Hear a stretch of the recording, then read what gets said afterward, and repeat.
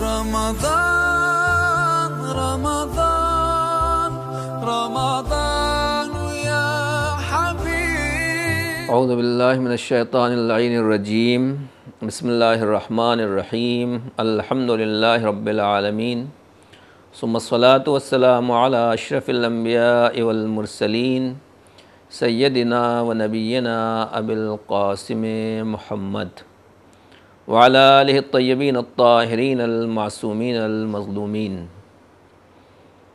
اما بعد والحمد للہ الذی جعل من تلک السبل شہر رمضان شہر الصیام و شہر الاسلام۔ ساری حمد اور تعریف اس اللہ کے لیے ہے جس نے اپنے نیکی اور احسانات کے راستوں میں سے ایک راستہ ماہ رمضان المبارک کو قرار دیا۔ یہ وہ مہینہ ہے جو اللہ کا مہینہ ہے اور اس مہینے کا ایک نام رمضان المبارک ہے اور اس مہینے کا دوسرا نام شہر الصیام یعنی روزوں کا مہینہ ہے۔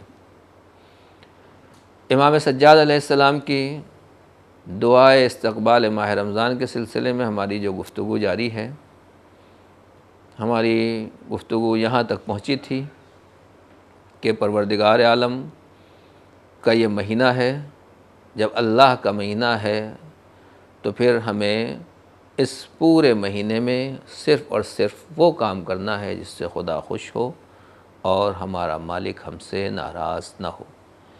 پیغمبر نے بھی اپنے اصحاب کو خطبہ دیتے ہوئے ارشاد فرمایا تھا کہ انہ قد اقبل الیکم شہر اللہ، اے لوگو بے شک اللہ کا مہینہ تمہاری طرف آ رہا ہے۔ کیا لے کر آ رہا ہے؟ بالبرکت والرحمت والمغفرہ، یہ اللہ کا مہینہ تمہاری طرف برکت لے کر آ رہا ہے، رحمتوں کی بارشیں لے کر آ رہا ہے، والمغفرہ اور مغفرت کے دسترخوان لے کر آ رہا ہے، مغفرت کی نعمتیں لا رہا ہے۔ تو لہٰذا جب اللہ کا یہ مہینہ رحمت لا رہا ہے، برکت لا رہا ہے، مغفرت لا رہا ہے، تو اس کے استقبال کے لیے آگے بڑھنا ہے، اور امام سجاد نے اس کے لیے ہمیں یہی دعا تعلیم دی ہے۔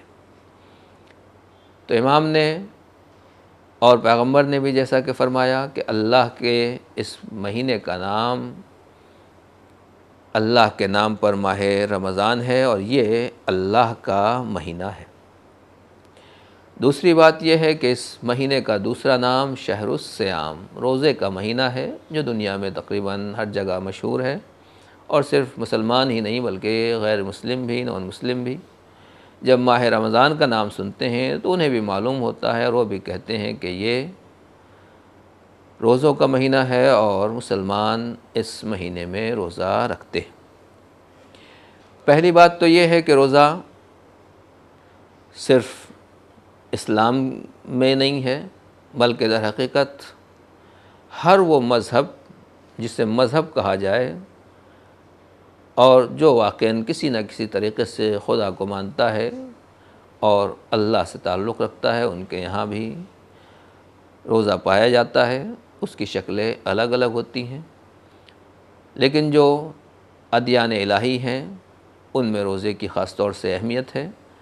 قرآن مجید نے صاف طریقے سے ارشاد فرمایا یا ایھا الذین آمنوا کتب علیکم الصیام کما کتب علی الذین من قبلکم، اے ایمان لانے والو تمہارے اوپر روزے لکھ دیے گئے ہیں، فرض کر دیے گئے ہیں، اور ایسا نہیں ہے کہ صرف تمہارے لیے روزے واجب ہوں۔ کما کتب علی الذین من قبلکم، یہ روزے تم سے پہلے والوں کے لیے بھی لکھے جا چکے ہیں، یعنی ان کے اوپر بھی روزے فرض تھے، ضروری تھے۔ تو اس کا مطلب یہ ہے کہ روزہ صرف اسلام میں نہیں ہے بلکہ اسلام سے پہلے بھی دوسرے ادیان میں، جناب عیسیٰ کے زمانے میں عیسائیت میں، یہودیت میں اور دوسری جگہوں کے اوپر بھی روزے پائے جاتے ہیں۔ حتیٰ کہ ہم ہندوستان میں رہتے ہیں، انڈیا میں رہتے ہیں، یہاں ہمارے غیر مسلم بھائی بھی برت رکھتے ہیں، جو در حقیقت روزے کی ایک شکل ہے اور وہ الگ الگ قسم کے برت ہوتے ہیں، لیکن اگر آپ اس کی روح دیکھیں کہ جس میں کھانے پینے کو چھوڑا جاتا ہے، دوسری چیزوں کو چھوڑا جاتا ہے، تو ہندو بھائی بھی ایک طرح کا روزہ رکھتے ہیں جو ان کے اپنے مذہب کے اعتبار سے اور اپنے قانون کے اعتبار سے ہے، مگر کچھ نہ کچھ مماثلت اس میں بھی روزے کی پائی جاتی ہے، لہٰذا آپ اسے اسلامی زبان میں ان کا روزہ کہہ سکتے ہیں۔ تو اس کا مطلب یہ ہے کہ روزہ رکھنا اللہ کے لیے، بھگوان کے لیے، خدا کے لیے، گاڈ کے لیے بھوکا رہنا اور کچھ چیزوں کی پابندی کرنا، کچھ چیزوں سے پرہیز کرنا، یہ صرف اسلام ہی میں نہیں ہے بلکہ دوسرے مذاہب میں بھی پایا جاتا ہے۔ لیکن امام فرماتے ہیں کہ شہر الصیام، یہ وہ مہینہ ہے جو صوم کا مہینہ ہے۔ اب روزہ دوسرے مذاہب میں بھی پایا جاتا ہے، غیر مسلموں میں بھی پایا جاتا ہے اور مسلمانوں میں بھی پایا جاتا ہے، اسلام میں بھی پایا جاتا ہے۔ ان دونوں میں فرق کیا ہوا، ڈیفرنس کیا ہوا؟ دیکھیے فرق یہ ہے کہ دوسری جگہوں کے اوپر روزہ پایا جاتا ہے، برت پایا جاتا ہے، مگر 1 دن، 2 دن، 4 دن، 1 ہفتہ، جتنی بھی جس کی تعداد ہو۔ لیکن پورے 1 مہینے، شہر الصیام، شہر یعنی 1 مہینہ، پورے 1 مہینہ روزہ رکھنا یہ صرف اسلام کا امتیاز ہے کہ جہاں مکمل طریقے سے آپ کو 1 مہینہ روزہ رکھنا ہے، تو لہٰذا اللہ نے ماہ رمضان کو خاص قرار دیا ہے، اسلام کے لیے اور مسلمانوں کے لیے، اور یہ اسلام کی چیز ہے کہ اس پورے 1 مہینے میں ہمیں روزہ رکھنا ہے۔ اب جب 1 مہینہ روزہ رکھنا ہے تو پھر روزہ کیا ہے، روزے کی فضیلت کیا ہے، یہ آپ علماء سے سن رہے ہیں مسلسل، اور اس کا تذکرہ مسلسل ہو رہا ہے۔ میں ایک حدیث جو مشہور بھی ہے اور علماء کرام اکثر بیان کرتے رہتے ہیں، آپ کی خدمت میں پیش کر دوں کہ واقعاً روزہ کیا ہے۔ پہلی بات تو یہ کہ مہینہ اللہ کا ہے۔ جب مہینہ اللہ کا ہے، میں نے عرض کیا تھا پہلے کہ 30 کے 30 دن ہمیں اللہ کے لیے وقف کر دینا ہے، اور ہر وہ کام کرنا ہے جس سے اللہ خوش ہو، ہر اس کام سے بچنا ہے جو اللہ کو ناراض کرنے والا ہے۔ مہینہ بھی اللہ کا ہے، بندہ بھی اللہ کا ہے، کام بھی اللہ کے لیے ہو، حتیٰ کہ روزہ بھی جو ہے وہ کسی اور کے لیے نہیں ہے۔ خود حدیث قدسی میں ارشاد ہے کہ الصوم لی، روزہ میرے لیے ہے، پروردگار مالک کہہ رہا ہے، ارشاد فرما رہا ہے کہ الصوم لی، روزہ میرے لیے۔ جب بندہ اللہ کے لیے روزہ رکھے گا تو اس کا ثواب کیا ملے گا؟ دوسرے اعمال جب انسان انجام دیتا ہے تو کسی کا ثواب جنت ہے، کسی کے قصر و تسنیم ہے، کسی کا ثواب حوران جنت ہے، کسی کا ثواب اور کچھ ہے، کوئی اور نیک کام کرتا ہے، اللہ اس کا نیک بدلہ اسی دنیا میں دے دیتا ہے۔ تو جیسا جیسا ہم کام انجام دیتے ہیں اس کا انعام کبھی اس دنیا میں مل جاتا ہے اور کبھی آخرت میں ملتا ہے، وہ الگ الگ چیزیں ہو سکتی ہیں۔ لیکن روزہ ایک ایسی چیز ہے کیونکہ یہ پورا مہینہ اللہ کا ہے، کرم ہے پروردگار کا، احسان ہے مالک کا۔ آپ سوچئے کہ خدا نے روزے کو کتنی فضیلت دی ہے، کتنی عظمت دی ہے۔ پروردگار کہہ رہا ہے کہ الصوم لی، روزہ میرے لیے ہے، وَأَنَا أُجْزَى بِهِ، روزے کے بدلے میں کسی کو جنت دوسری چیزیں نہیں دوں گا، بلکہ روزہ دار کا ثواب، اس کا بدلہ میں خود ہوں گا۔ یعنی جب روزہ دار کے اندر وہ خصوصیات، وہ روزے کی تمام واجبات، وہ ضروریات، وہ مستحبات، وہ آداب جو روزے دار کے لیے ہونا چاہیے اور جو روزے کے اندر کوالٹی ہونا چاہیے، جب انسان یہ روزہ رکھتا ہے تو مالک یہ کہتا ہے کہ اب جنت دوسری چیزیں وہ اس کا ثواب نہیں ہے، میں خود اس کا بدلہ ہوں۔ دنیا میں بھی یہی ہوتا ہے کہ کبھی بھی کسی کو کچھ کام کرانا ہوتا ہے تو انسان اپنے نوکر کو بھیج دیتا ہے، اپنے سروینٹ کو بھیج دیتا ہے، کسی کا شکریہ ادا کرنا ہوتا ہے تو کسی کے ذریعے شکریہ ادا کرا دیتا ہے۔ لیکن اگر کوئی ہمارے ساتھ کوئی بڑا احسان کرتا ہے اور بڑی نیکی کرتا ہے تو پھر معاملہ الٹ جاتا ہے۔ جب انسان یہ دیکھتا ہے کہ سامنے والے نے میرے ساتھ ایسا احسان کیا ہے کہ جہاں میں کسی اور کو بھیجوں گا تو پھر انصاف نہیں ہوگا، تو آدمی اپنا وقت نکال کر خود جاتا ہے اس کے پاس اور کہتا ہے کہ میں آپ کا شکریہ ادا کرنے کے لیے آیا ہوں، میں خود آپ کی خدمت کے لیے حاضر ہوں۔ یہ کیا ہے کہ میں خود آپ کی خدمت کے لیے حاضر ہوں؟ در حقیقت یہ بتا رہا ہے کہ دیکھیے کہ آپ کا جو کرم ہے، جو احسان ہے، میں کسی دوسرے کو بھیجوں تو یہ ناانصافی ہوگی، لہٰذا میں خود حاضر ہوگی۔ پروردگار بھی یہی کہہ رہا ہے کہ روزہ اتنی بڑی اتنی عظیم عبادت ہے، اور اگر شرائط کے ساتھ بندہ انجام دے رہا ہے تو یہ کسی اور کے لیے نہیں رکھ رہا ہے، وہ بھوکا رہ رہا ہے تو کسی اور کے لیے نہیں، اسے کچھ ملنے والا نہیں ہے۔ جو حرام چیزیں روزے میں قرار دی گئیں، جو ان سے بچ رہا ہے، اس سے اس کو کچھ ملنے والا نہیں ہے، لہٰذا روزہ صرف میرے لیے، اور جب میرے لیے ہے تو پھر میں فرشتوں کو نہیں بھیجوں گا، میں حوران جنت کو نہیں بھیجوں گا، میں جنت کو اس کے استقبال کے لیے نہیں بھیجوں گا۔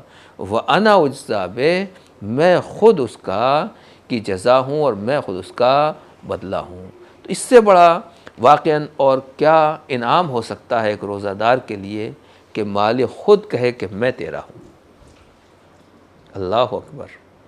ہم سبھی کہتے ہیں، ہر مسلمان کہتا ہے کہ مالک میں تیرا بندہ ہوں، ایاک نعبد و ایاک نستعین، ہم صرف تیری ہی عبادت کرتے ہیں اور تجھی سے مدد چاہتے ہیں۔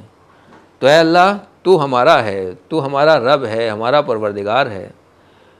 تو نماز، روزے نماز اور دوسرے اعمال میں انسان یہ کہتا ہے کہ ہم اللہ کے لیے ہیں، قربتاً اللہ، ہم اللہ سے قریب ہونے کے لیے عمل انجام دے رہے ہیں۔ روزے میں اللہ نے، پروردگار نے، مالک نے معاملہ ہی الٹ دیا۔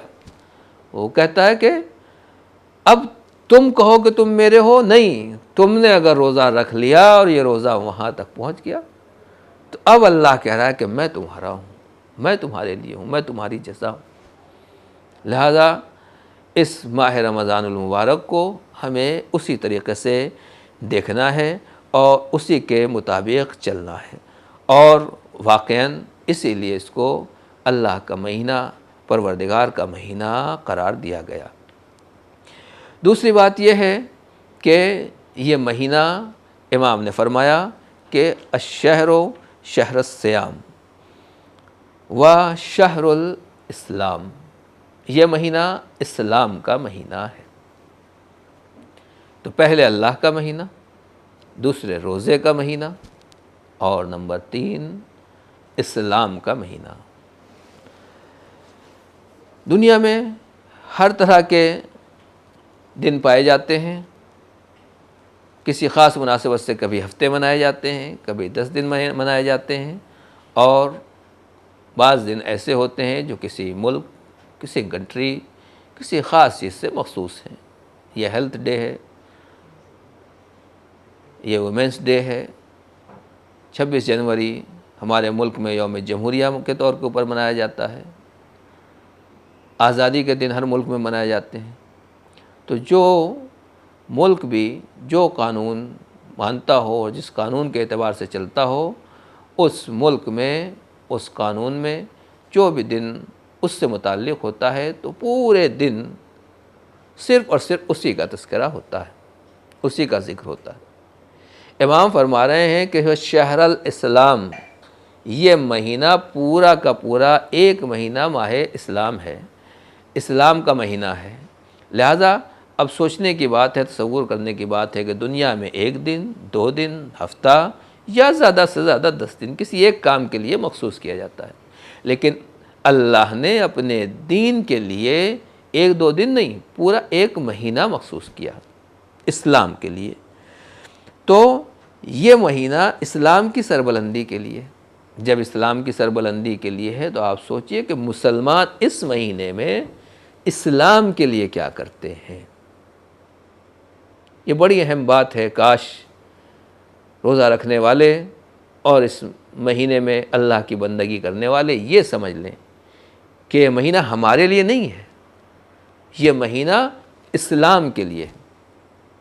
اس کو آپ ایسے سمجھ سکتے ہیں کہ دنیا میں جو بھی حکومتیں ہیں، ہمارے ملک کی حکومت بھی ہے، سینٹر کی حکومت ہے اور اسٹیٹ کی حکومت۔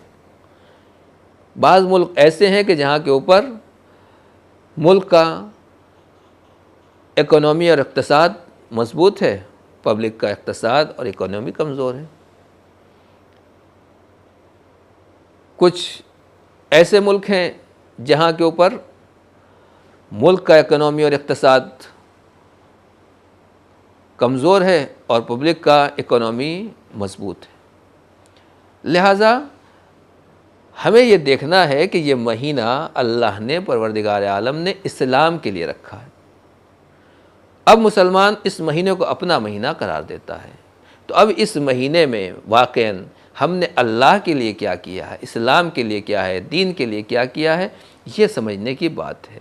امام کہتے ہیں وہ شہر الاسلام، یہ مسلمانوں کا مہینہ نہیں ہے، یہ اسلام کا مہینہ ہے۔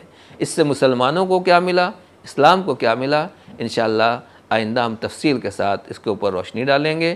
بس خدا سے یہی دعا ہے کہ پروردگار واقعاً تو نے اس کو اسلام کا مہینہ قرار دیا ہے، تو ہمیں اس ماہ رمضان المبارک میں اپنے دین اسلام کی زیادہ سے زیادہ خدمت کرنے اور دین کو سربلند کرنے کی توفیق عنایت فرما۔